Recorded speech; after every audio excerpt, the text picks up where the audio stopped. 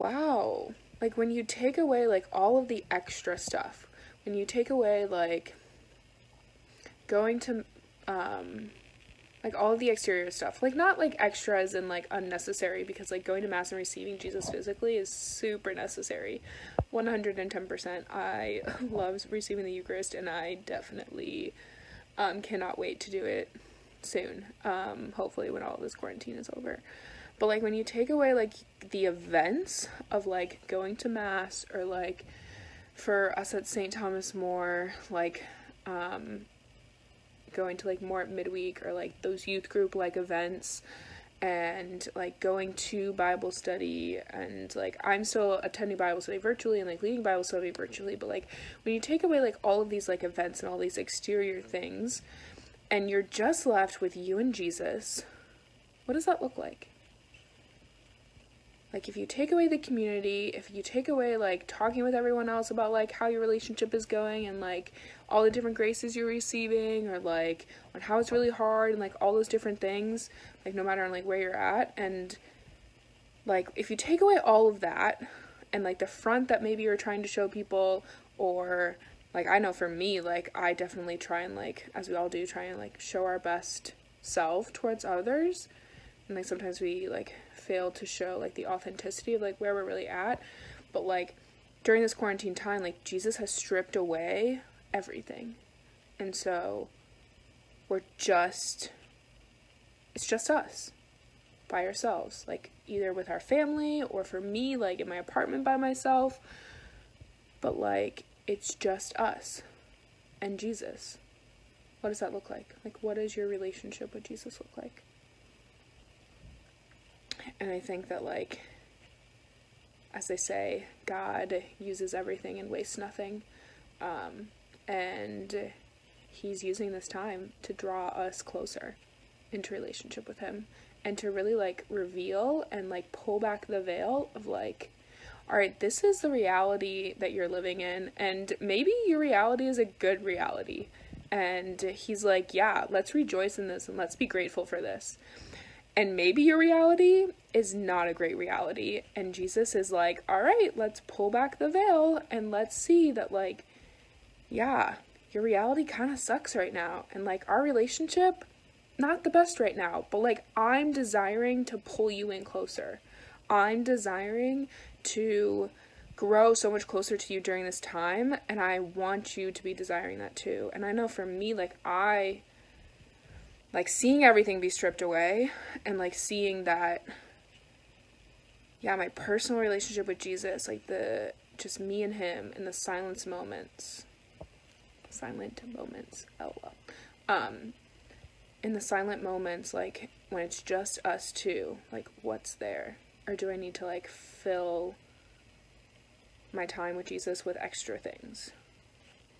Like there's different tools that like definitely help us enter into prayer, like the Bible and journaling and the rosary and all of these different things. But like if you're like sitting there in silence, like, and asking Jesus, okay, what do you want to reveal to me? What is like, yeah,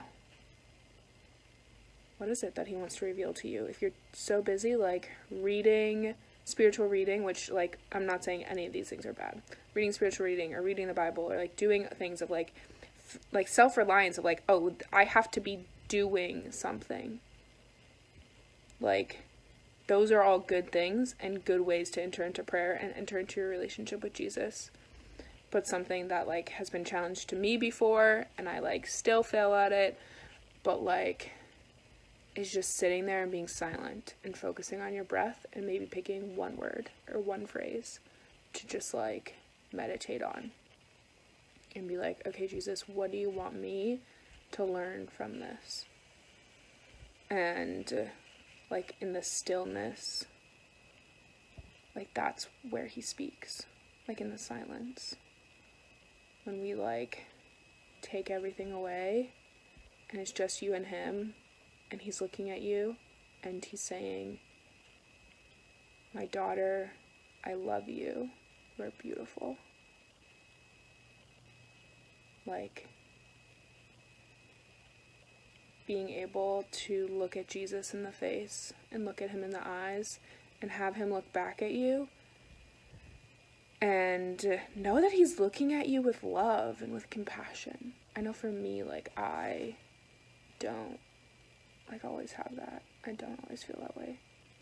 Like, I feel like if Jesus were to look at me, if he were to really see me, or if, like, people were to really see me, they would be like, yikes, that's a hot mess. Goodbye. But, like, Jesus doesn't do that.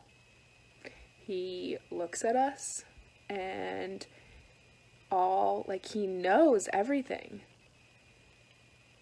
Like, he knows every single part of us, the good, the bad, the ugly. But, like, none of it's really ugly to him. All of it's beautiful. Like, the way that he's able to draw you closer. Again, he uses everything and wastes nothing. Sin takes us away from God and breaks our relationship, and Jesus weeps when we sin. God weeps. But he also uses, like, those times when we're, like, in retrospect, looking back, of, like, how can we draw closer? Like, what's the actual root of this? Like, what's the root of this sin? Like, what's the desire that's there? What am I trying to fill by doing this? And so, with that, like, he sees all of that and he looks at you with love. He sees you and he embraces you.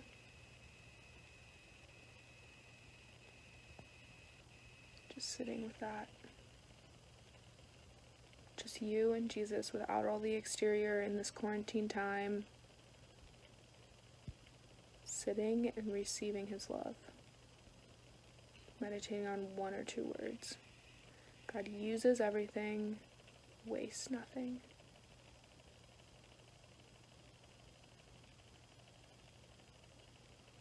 I think that's all I have for you. Jesus is so good. I am praying for all of you, and yeah, hopefully we'll be able to talk soon.